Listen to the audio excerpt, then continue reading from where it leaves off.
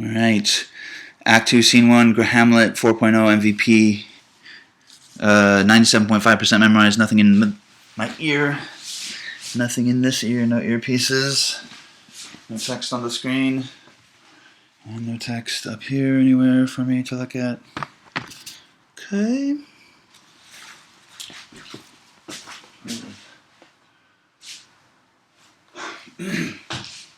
Give him this money and these notes, Reynaldo. I will, my lord.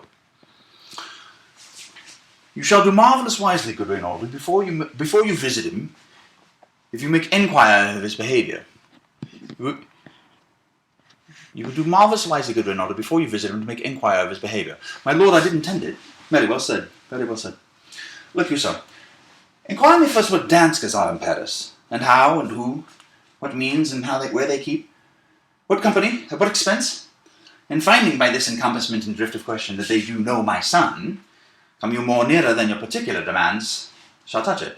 Take you as to some distant knowledge of him, as thus I know his father and his friends, and impart him. Do you mark this, Reynaldo? Very well, my lord. And impart him back, you may say, not well. But if it be he I mean, he's very wild, addicted, so and so.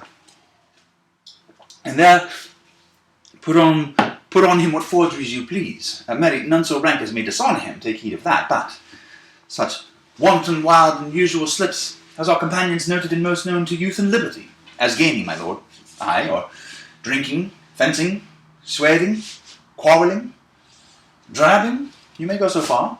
My lord, that would dishonour him. Faith, no. He's to be seasoned in the charge. You must not put another scandal on him that he's open incontinency, that's not my meaning.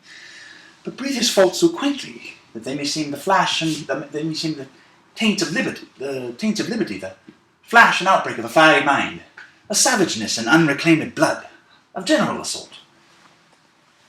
But my good lord, wherefore should you do this? Aye, my lord, I would know that. Mary, sir, here's my drift, and I do believe it is a fetch of warrant. You, laying these slight sullies on my son, as 'twere a thing a little soiled of the working, your party, Mark, him you would sound, having ever seen in the predominant crimes of the youth you breathe of guilty, be assured he closes with you in this consequence. Good sir, or so, or friend, or gentleman, according to the phrase in the edition of Man and Country. Very well, my lord. And then, sir, does he this? What do you, about the master, I was about to say something. Where did I leave off?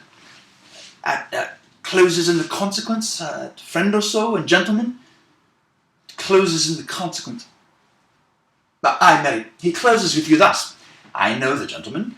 I saw him yesterday, or the other day, or then, such and such. And as you say, there was he gaming, there, or took his rouse, there, falling out at tennis, or perchance I saw him enter such a house of sale, videlicate a brothel, or so forth. See you now? Your bait of falsehood takes this carp of truth, and thus do we, of wisdom and of reach, with windlasses and with assays of bias, by indirections, fine directions, out.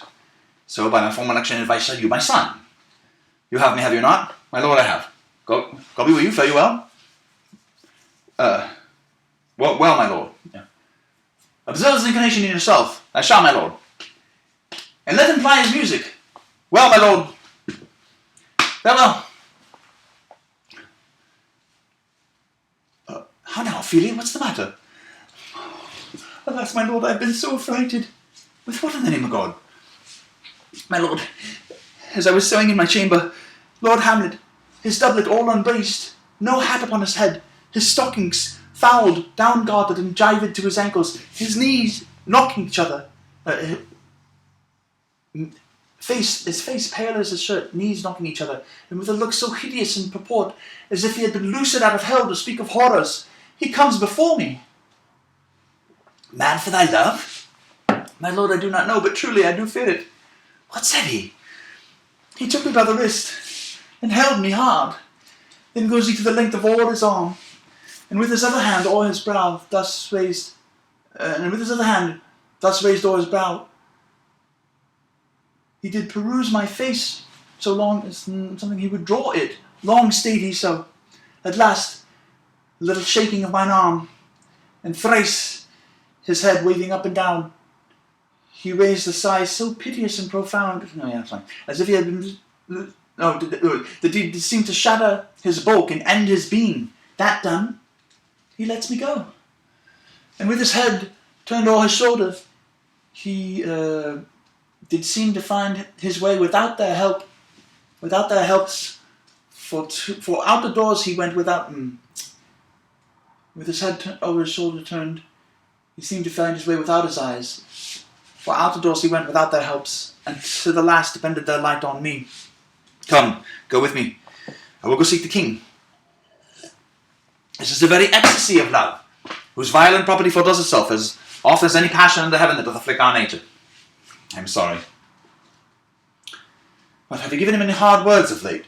No, my good lord, but as you did command, I did repel his letters and denied his access to me. That hath made him mad.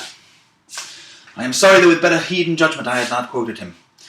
I feared he did but trifle and meant to wreck thee, but beshrew my jealousy. By heaven, it is proper to our age to cast beyond ourselves and our opinions, as it is common for the younger sort that lack discretion. Come, go we to the king. This must be known, which being kept close might move more grief to hide than hate to utter love. Come.